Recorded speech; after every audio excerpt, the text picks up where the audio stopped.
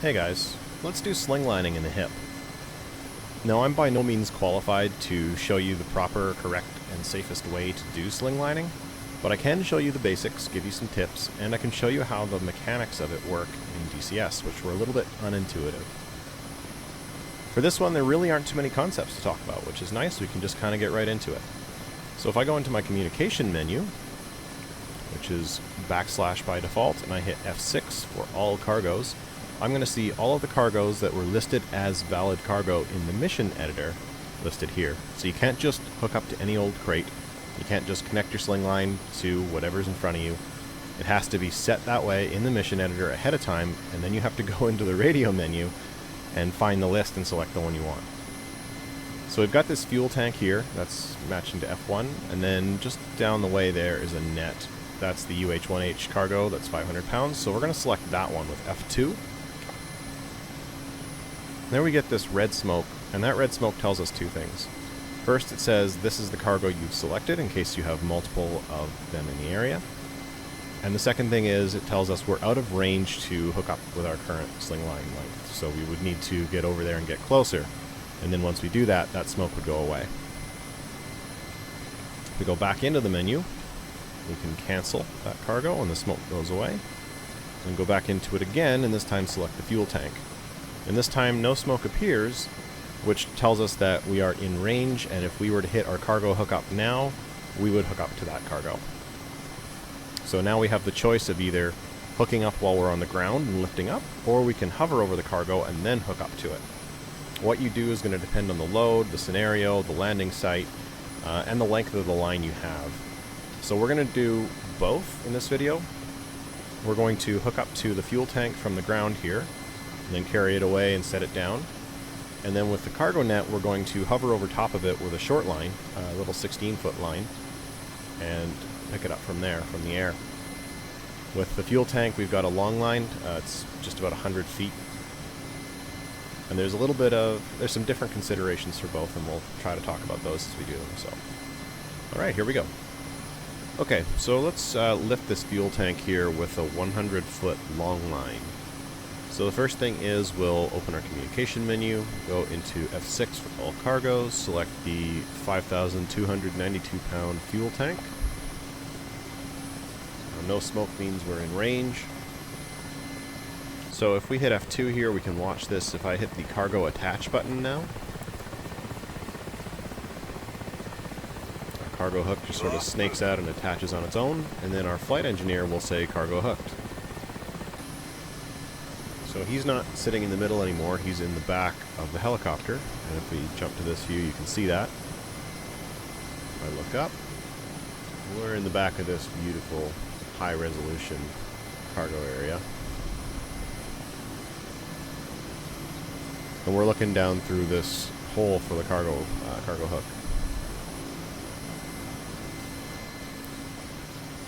Now this is one of those cases where in real life this would actually be a little bit easier than it is in the sim, just because the guy in the back would be a little more helpful than he is here, and you'd probably have somebody on the ground with a radio who'd be helping you as well if you needed it. In this case it's kind of just us, and because we decided to hook up the cargo ahead of time, our AI friend in the back there, our flight engineer, is not going to be helping us line up at all. He's just going to tell us, take attention, over and over and over until the line is tight. So it'll be on us to try to get our own positioning. We can do that by switching to the view in the back here, and also by looking out the door for the cargo view. Unfortunately, this is a binding. You have to actually press the button and then you get thrown into this view, which I find really sort of disjointed and not very smooth. It would be nice if I could just use TrackIR and stick my head out the window, but you can only go this far, and then you're stuck. So you have to hit this button here, which I find a little bit disorienting and I have a hard time with, but that's pretty much how you're going to have to keep yourself aligned. So let's lift up and give this a try. And like I've said before, getting yourself into a stable hover check before you start doing this will make your life a million times easier. My hover would be okay-ish. I'm going to be drifting a little, but we'll do our best.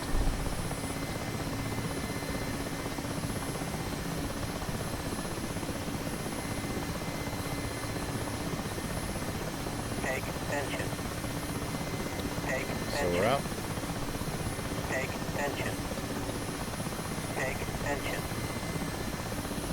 Our flight engineer there is just telling us take tension.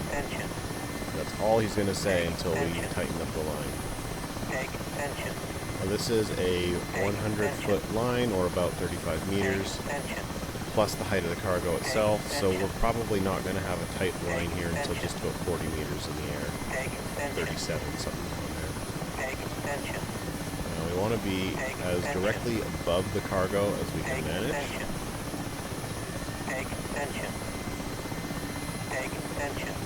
And we can just pause it here.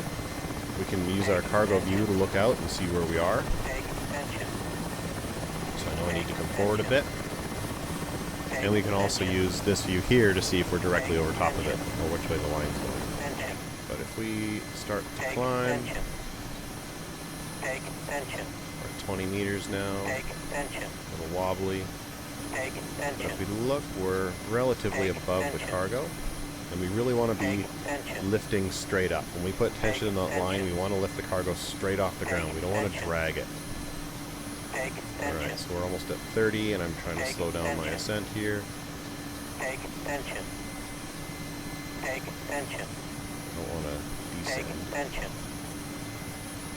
Have a look again here at about 30 meters. Kind of right over top. If we look at the cargo view, we're a little bit to the left and a little bit forward. We need to come back and right a little bit.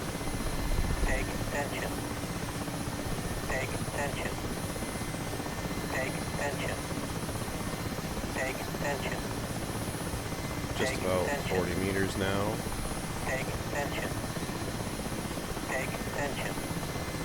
The line is tight. The line is tight. We check again. So what's going to happen if we lift straight up is that cargo is going to lean to the left, and then it's going to start swinging. How much it starts swinging is going to depend on how crooked we are. So you can see from this view here that if we pick up this cargo without moving over to the right a little bit first, it's going to start swinging immediately. And we don't want that. We want to be directly overhead. So we lift straight up and reduce the amount of swinging, the pendulum motion that this cargo is going to do, so that we can start with a nice smooth flight. So let's unpause, get ourselves over to the right just a little bit, and lift up. You're going to need a fair amount of power for something this heavy. There we go. So now he'll tell us that the load is hanging steady. And take it away. Pause again here. I'm looking at my Doppler drift indicator there, and I'm drifting quite a bit backwards, so we're probably going to have some swing. I'm going to try to get myself into a little bit of a hover here. And then we're going to have a look at things.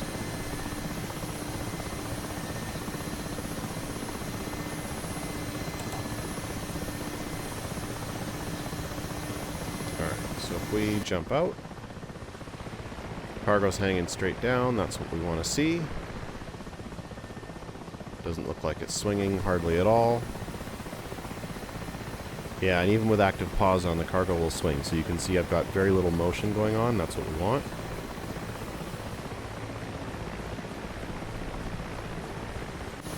If we look from our cargo door view, there's the cargo down there, not moving much. Then again, from this view here, you can see, because it's a nice long line, you can see the cargo down there. With a short line, you would have a hard time seeing that cargo beneath you. Alright, so all we're going to do is just fly over there and drop it on one of these parking paths. We're not going to go far, but the key here is slow, gentle movements and patience. You don't want to be climbing or descending quickly, you don't want to be accelerating quickly, you don't want to be turning sharply. The slower you can do everything, the better.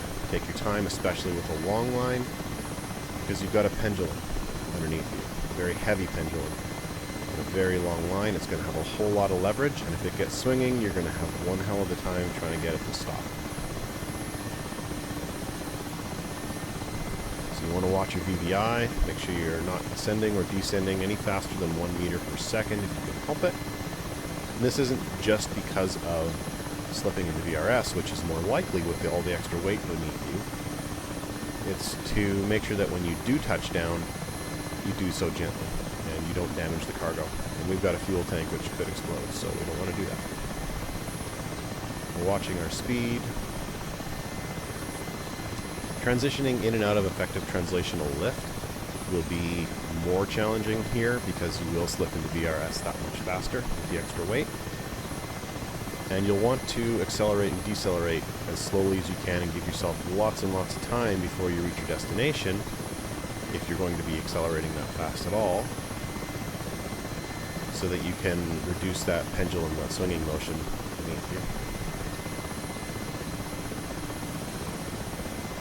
Remembering that we're going to set down on the ground at around 40 meters because of the length of our line and the height of our cargo. We're almost there. We need to come right just a little more and then continue to set down.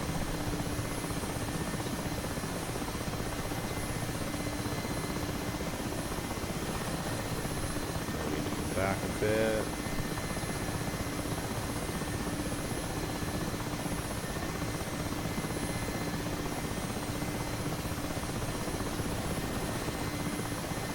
Good.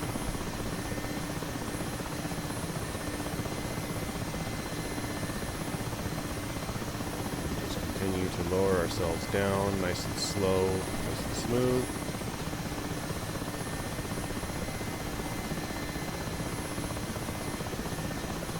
Down to 45 meters.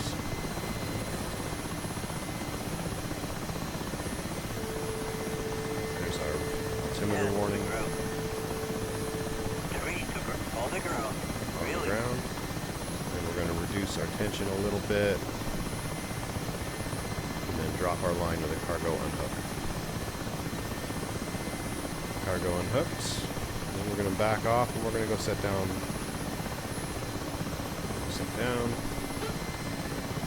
And that's long line. So I guess now we'll go and do some short line and see how that's a little bit different. Okay, so now we're going to do short lining with a hovering hookup. I've got a 16-foot line, which is 16.4 feet, which is about 5 meters this time, rather than the 100-foot long line I had last time. And instead of hooking up on the ground, we're going to hover over top of the cargo and hook up from there. So there's a few differences in how this will work and the options we have available to us. So if we go into our communication menu again, go into F6 for all cargoes and select this time the 500-pound UH-1H cargo. It's the net right in front of us. And even from here, we're not in range to hook up because our line is so short. But that's the cargo we want, so that's good. So before we get in the air, again, you should do your hover check, try to get it as stable as possible. That will make this so much easier. And now we want to set our radar altimeter warning right here. So by default, we're sitting at 2 meters. That's where the sensor is. And we're adding about, say, 2 meters height for the cargo itself, plus about 5 meters for the length of the rope, plus a couple of meters of actual warning before we set down. So if we add all that up, we're looking at adding about 6 to 8 here meters, and we're going to set it for 10. So 5 meters of rope, plus 2 meters of cargo, plus 2 meters of preset altitude here already. So that should give us just a little bit of warning that we're about to set down, which is good. You can set more if you think it'll be useful to you. Now, because we aren't hooking up beforehand, our flight engineer, who's the middle guy here who's gone to the back again, he will give us some voice directions to help us line up with the cargo. So he'll tell us forward or backward or left or right, higher, lower, and give us some indication of how much we need to move in that direction to get lined up. And then once we're hovering over the cargo properly, he will drop the line and hook up the cargo for us. So it works a little bit like CTLD if you've done multiplayer cargo stuff, where you just need to hover over it for a few seconds and you're good to go. Now the other thing you might find useful is right control, right shift, and P. And that gives you this cargo overlay. So the red dot up there, just left of center, is the position of the cargo, which kind of matches up with where we are, where we're looking. And you want to center that right in the middle of that crosshair, the little crosshair. And then on the right is a thicker red bar, and it's got blue at the top and bottom, and a hollow red circle at the bottom. This is your altitude indicator. And you want that also centered vertically in the middle. So if you line up all of those things, this should give you all three axes that you need to get yourself positioned. Now this is sort of in lieu of the fact that you don't have a human either on board or on the ground to help guide you into position. So this is kind of the best you can do. I personally don't find it that useful because I find it a little bit like watching the basket when you're trying to air-to-air refuel in a jet, and it just causes me to lose my stable hover, wobble around, and I don't do very well. But I'm going to leave it up this time so you can see it, and hopefully things will go okay. And once we get hooked up, then we'll talk about a particular bug in the line length or the rope length here that's going to stop me from really showing you much more. So let's get up in the air. Left 10.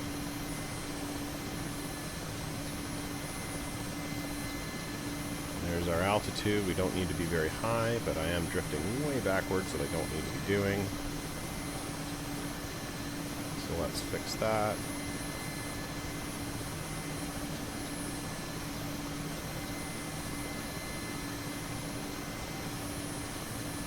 There's our altitude, and now we just kind of want to hold this and make our way over to the cargo.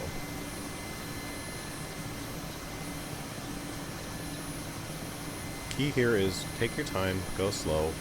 It's better to inch your way forward than it is to come flying in and then try to stop yourself right on top, because you'll wobble all over the place. Forward 30.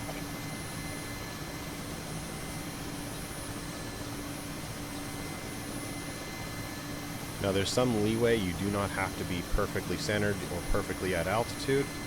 You have some maneuvering room here. Forward 10. In position. There we're hovering above the cargo. If I just pause it right here, have a look. Take tension. So you can see how much shorter this 16-foot line is compared to last time. There's really not much here. But alright, so now we're getting the same thing of take tension, and we can use this overlay to keep ourselves centered over top of the cargo, which I didn't show you last time. Or you can use the usual view out the side, or the view from here. Now we should lift up pretty much right away. There isn't much slack. We know that we should lift up by about 10 meters off the ground. So let's do that. Take tension. Take tension. Take tension. The line is tight. Alright, the line is tight, and I'm, you know, if I pause here, I'm way off. Try to get ourselves back into a position that's a little better. There we go. Now if we start to lift up, we're beyond our 10 meters. We're actually coming up on 20 meters. If I pause again, our line is still tight, and we're still at 20 meters. If I continue this, up we go, up we go.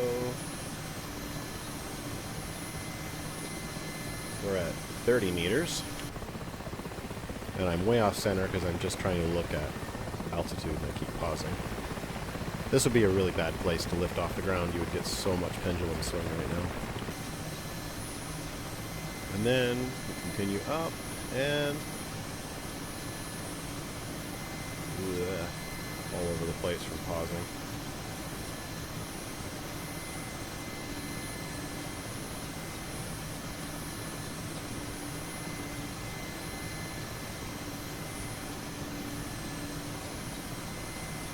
A little better.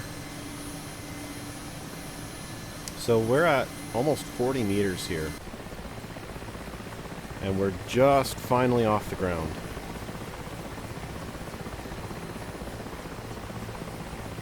So this is not the 16-foot line that I selected.